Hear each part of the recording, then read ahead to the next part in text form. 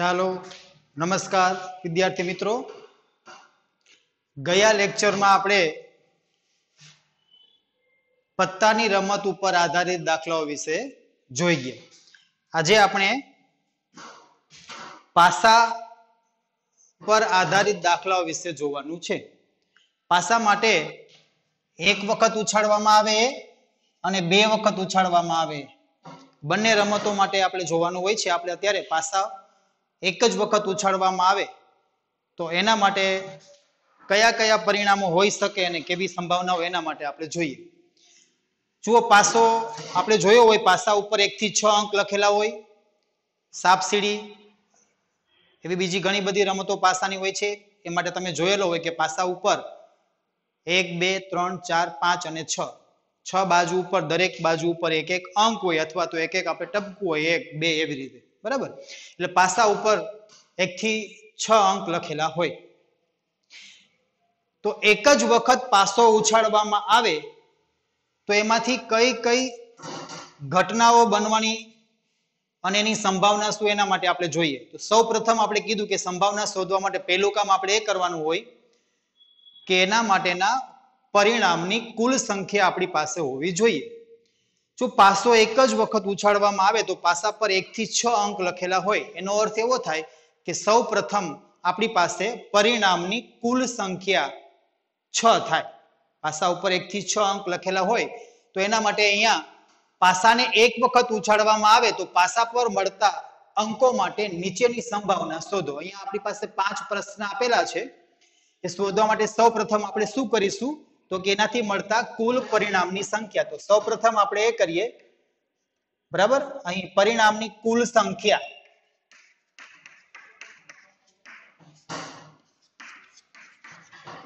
પરિણામની કુલ સંખ્યા બરાબર 6. ક્લિયર? અને હવે જે પણ પ્રશ્ન આપણને પૂછવામાં આવ્યો છે એના ઉપરથી આપણે ઘટના ધારીએ અને ઘટનાના પરિણામ શોધીએ અને પછી એની સંભાવના મળી શકે. તો પેલો પ્રશ્ન આપણો છે કે અવિભાજ્ય સંખ્યા હોય. જો પાસા ઉપર 1 થી 6 અંક લખેલા હોય એટલે કે 1, 2, 3, 4, 5 અને 6. તો આ 6 માંથી અવિભાજ્ય સંખ્યા કઈ હોય? આમાંથી અવિભાજ્ય સંખ્યા કોને કહેવાય? તો શરૂઆત કરીએ કે 1. ઘણા 1 ને અવિભાજ્ય સંખ્યા ગણતા હોય છે. અગાઉ તમે જોઈ ગયા છો અને ભણી પણ ગયા છો, શીખી ગયા હોય કે જે સંખ્યાને ફક્ત અને ફક્ત 2 જ અવયવ હોય તેને અવિભાજ્ય સંખ્યા કહેવાય. એકનો એક જ અવયવ એક પોતે જ છે એટલે એકને અવિભાજ્ય કે વિભાજ્ય સંખ્યામાં આપણે લેતા નથી. બરાબર છે? એટલે 1 એમાં આવશે નહીં. તો 2 ને આપણે અવિભાજ્ય સંખ્યા કહીએ કે 2 એકા 2 સિવાય એના બીજા કોઈ ભાગ પડતા નથી. એટલે 2 ને 2 જ અવયવ છે, એક 1 અને એક 2 પોતે. એટલે અવિભાજ્ય સંખ્યા 2 કહી શકાય. 3 જોવા જઈએ, 3 એકા 3 સિવાય એના બીજા કોઈ ભાગ નથી પડતા. એટલે કે 3 ને પણ 1 અને 3 એમ 2 જ અવયવ છે એટલે 3 પણ અવિભાજ્ય સંખ્યામાં આવે છે. 4 ને જોવા જઈએ તો 4 એકા 4 સિવાય 2, 2, 4 એના ભાગ પડે છે એટલે એને 3 અવયવ થયા, 1, 2 અને 4. 2 અહીંયા 2 વખત આવતા હોય, એક જ વખત ગણવાનો હોય તો 4 ને કુલ 3 અવયવ થઈ જાય છે, 1, 2 અને 4. એટલે 4 ને આપણે અવિભાજ્ય સંખ્યા કહેશું નહીં. 5 તો 5 એકા 5 સિવાય એના બીજા કોઈ અવયવ પડતા નથી એટલે 5 પણ અવિભાજ્ય સંખ્યામાં આવે છે. 6 તો કે 6 એકા 6 સિવાય એના પણ 3, 2, 6 એવા ભાગ પડે છે એટલે એના અવયવ 1, 2, 3 અને 6 એમ ટોટલ 4 અવયવ થાય છે. બરાબર છે? એટલે 6 ને પણ આપણે અવિભાજ્ય સંખ્યામાં લેશું નહીં. તો પાસા પર 1 થી 6 અંક હોય એમાંથી અવિભાજ્ય સંખ્યા હોય એવા કેટલા પરિણામ મળે છે? તો કે 2, 3 અને 5. ટોટલ પરિણામ કેટલા છે? તો કે 3. બરાબર છે? તો આપણી પાસે ઘટના ઉદ્ભવવાના પરિણામ મળી જાય એટલે આપણે સંભાવના શોધી શકીએ. કુલ પરિણામ તો આપણે અગાઉ લખ્યા જ છે. તો સૌ પ્રથમ આપણે ઘટના ધારીશું. આપણને જે પ્રશ્ન પૂછ્યો એના ઉપરથી તમને કીધું હતું એ પ્રમાણે અગાઉ તમે ધારો કે ઘટના એ કરીને પણ લખી શકો અથવા તો પાસા પર અવિભાજ્ય સંખ્યા મળે તેને ઘટના એ કહીએ. આ રીતે ગમે તે રીતે લખી શકાતું હોય તો પહેલો જવાબ માટે આપણે લખીએ બરાબર છે કે પાસા પર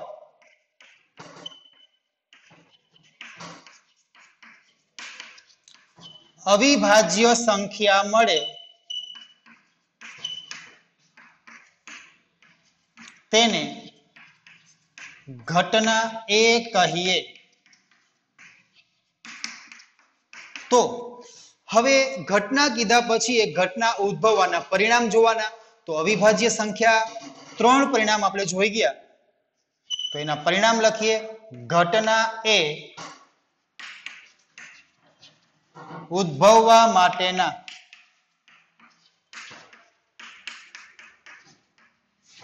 પરિણામની સંખ્યા બરાબર 3. તો ઘટના ઉદ્ભવવાના પરિણામ આપણને 3 મળી ગયા અને હવે એની સંભાવના આપણે શોધી શકીએ ઘટના એ માટેના એટલે કે P of A અને એનું સૂત્ર લખતા હોય કે ઘટના એ ઉદ્ભવવાના ઘટના એ ઉદ્ભવવા માટેના પરિણામની સંખ્યા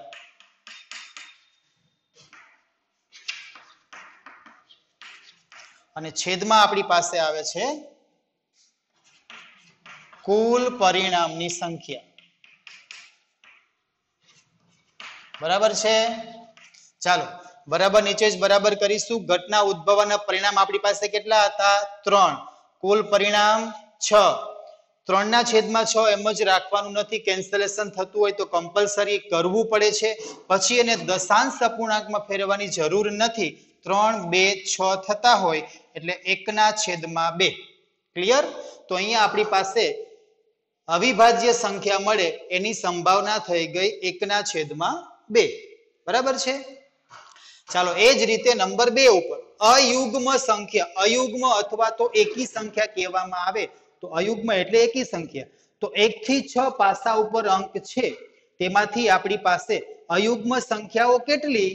બરાબર, એટલે કે એકી સંખ્યાઓ કેટલી? તો કે 1, 3 અને 5. બરાબર.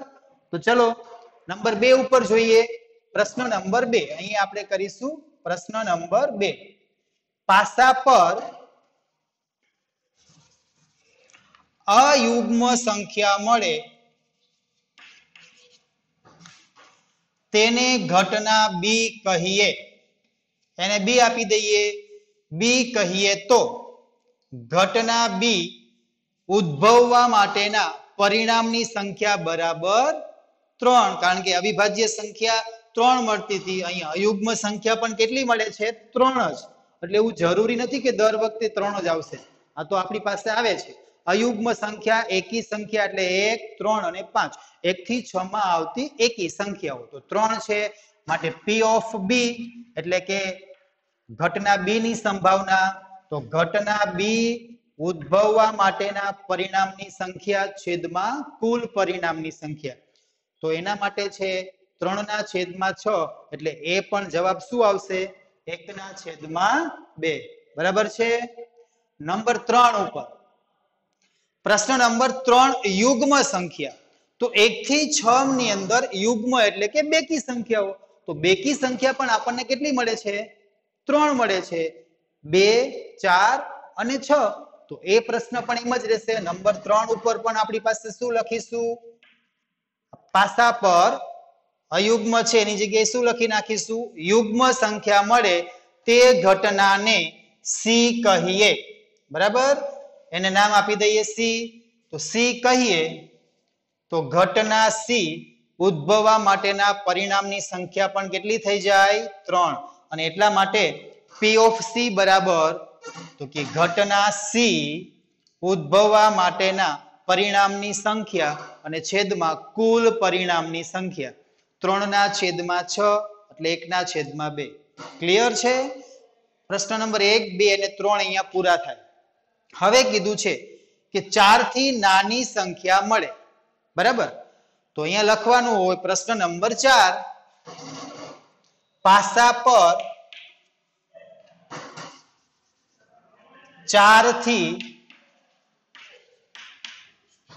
નાની સંખ્યા મળે તે ઘટનાને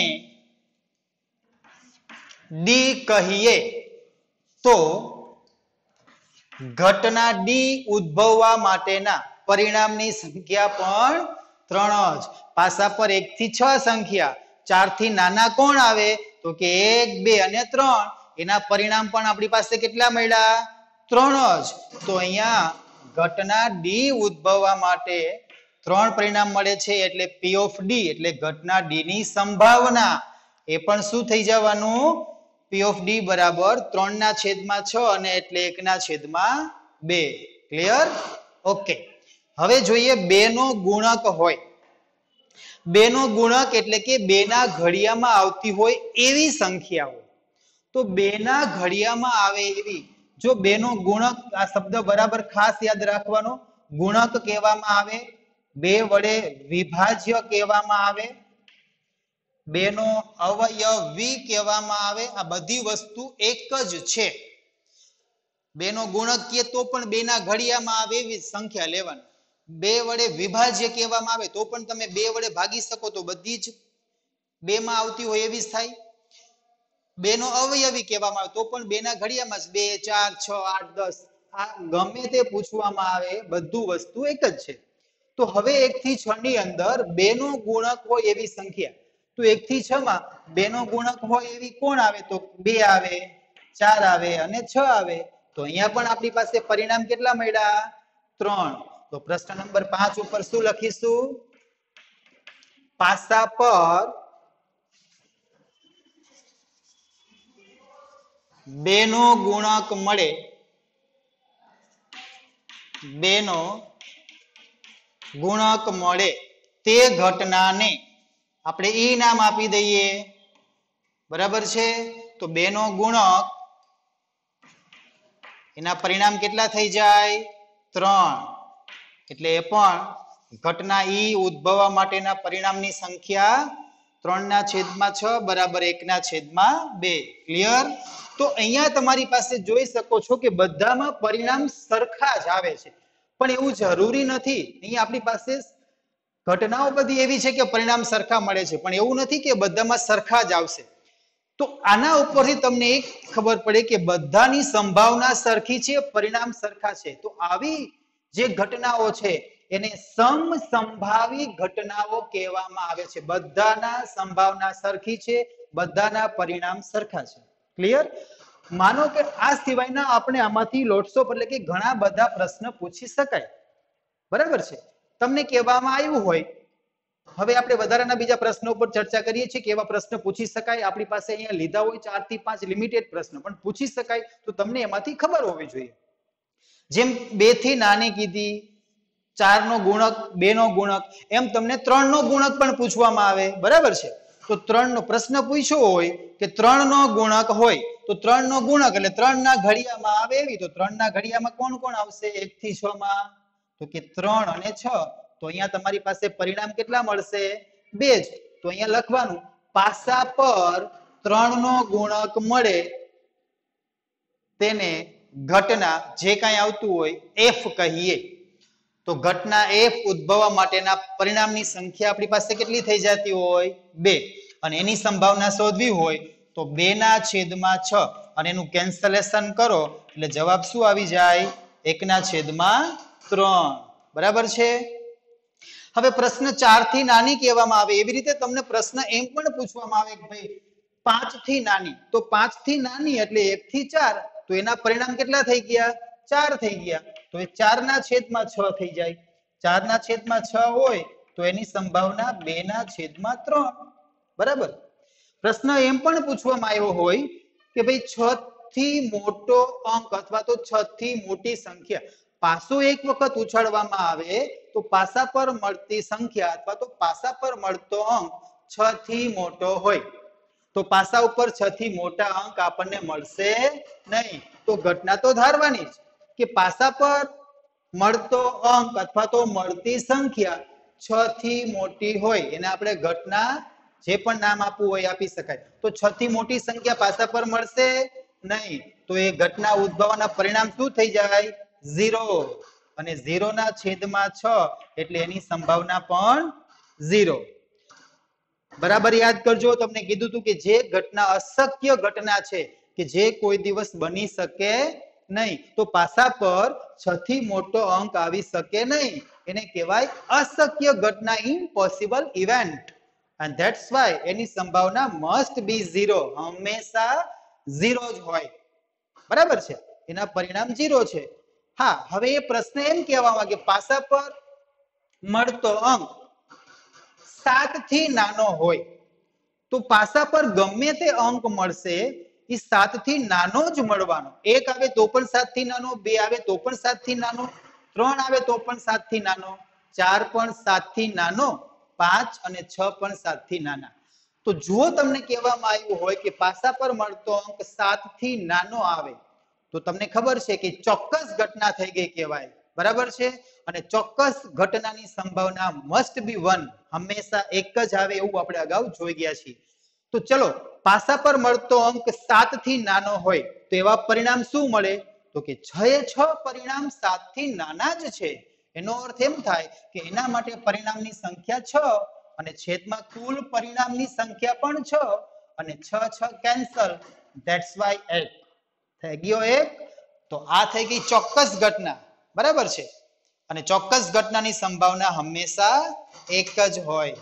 તો આ રીતે પાસો એક વખત ઉછાળવામાં આવે તો પાસા પર મળતા અંક માટે કે સંખ્યા માટે તમને ઘણા બધા પ્રશ્નો પૂછી શકાતા હોય. તમારે દરેક સંખ્યાનું તમને જ્ઞાન હોવું જોઈએ. વિભાજ્ય, અવિભાજ્ય, યુગ્મ, અયુગ્મ, પૂર્ણ વર્ગ, પૂર્ણ ઘન એમ પણ પૂછે. પાસા પર મળતી સંખ્યા પૂર્ણ વર્ગ હોય તો તમારે પૂર્ણ વર્ગ એટલે બધામાં નથી જોવાનું. 1 થી 6 પાસા ઉપર 1 થી 6 અંક જ હોય છે. તો 1 થી 6 માં પૂર્ણ વર્ગ જેનું વર્ગમૂળ નીકળતું હોય એવી સંખ્યાઓ કેટલી?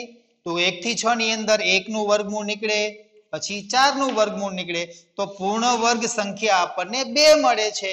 તો એના પરિણામ 2 થઈ ગયા. તો 2 ના છેદમાં 6 અને એટલે 1 ના છેદમાં 3. બરાબર છે. આવી રીતે પૂર્ણ વર્ગ, પૂર્ણ ઘન જેનું ઘનમૂળ નીકળતું હોય તો 1 થી 6 ની અંદર ઘનમૂળ નીકળે એવી સંખ્યા 1 જ છે. તો એની સંભાવના 1 ના છેદમાં 6. બરાબર છે. તો આવી રીતે અવિભાજ્ય છે એમ વિભાજ્ય પણ પૂછવામાં આવે કે જેને 2 કરતા વધુ અવયવો છે એવી સંખ્યાને આપણે વિભાજ્ય સંખ્યા કહીએ છીએ. તો એક તો અવિભાજ્યમાં પણ નથી આવતું, વિભાજ્યમાં પણ નથી આવતું, તો 1 નહીં આવે.